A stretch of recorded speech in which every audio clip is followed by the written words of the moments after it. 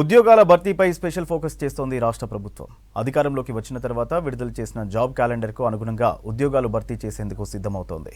నిరుద్యోగులకు త్వరలో మరో శుభవార్త ప్రకటించనుంది ప్రభుత్వం. మరో టెట్, డిఎస్సి నోటిఫికేషన్ వేసేందుకు కసరత్తు చేస్తోంది ప్రభుత్వం.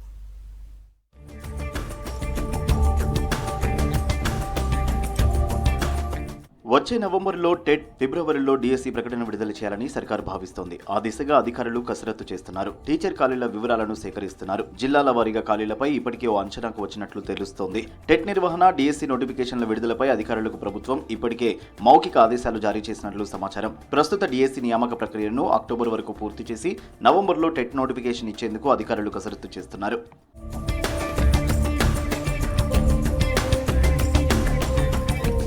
ఏడాదిలో 2 సార్లు టెట్ నిర్వహిస్తామని కొన్ని రోజుల క్రితం రాష్ట్ర ప్రభుత్వం ఉత్తర్వులు జారీ చేసింది. దీని ప్రకారమే ఏడాదిలో 2 సార్లు టెట్ నోటిఫికేషన్ వేస్తుంది.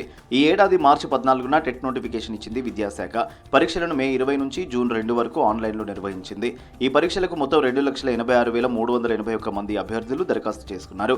మరో టెట్ నోటిఫికేషన్ను నవంబర్లో జారీ చేస్తామని జాబ్ క్యాలెండర్లో షెడ్యూల్ను ప్రభుత్వం ప్రకటించింది.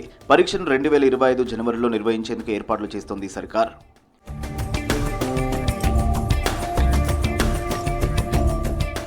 ఈ ఏడాది ఫిబ్రవరి 29న డిఎస్సిని రాష్ట్ర ప్రభుత్వం ప్రకటించింది. బీఆర్ఎస్ హయాంలో 5,089 టీచర్ పోస్టులతో జారీ చేసిన డిఎస్సిని కాంగ్రెస్ ప్రభుత్వం రద్దు చేసి అదనంగా 4,957 టీచర్ పోస్టులు, మరో 1,016 స్పెషల్ ఎడ్యుకేషన్ పోస్టులు కలిపి మొత్తం 11,062 పోస్టులకు కొత్త డిఎస్సి నోటిఫికేషన్ విడుదల చేసింది.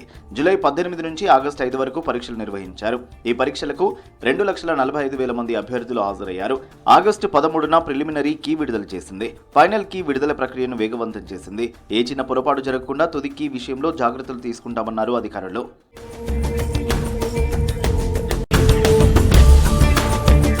డిఎస్సి ఫైనల్ కీని విడుదల చేసేందుకు అధికారులు సిద్ధమవుతున్నారు. తర్వాత డిఎస్సి మార్కులు, టెట్ మార్కులు కలిపి జనరల్ ర్యాంకింగ్ లిస్టును విడుదల చేస్తారు.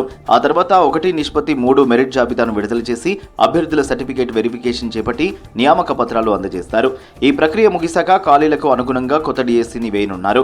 5,000 నుంచి 6,000 ఖాళీలతో డిఎస్సి వేసే అవకాశం ఉంది. 2025 ఫిబ్రవరిలో నోటిఫికేషన్ జారీ చేసి ఏప్రిల్లో పరీక్షలను నిర్వహించేలా ప్లాన్ చేస్తోంది సర్కార్.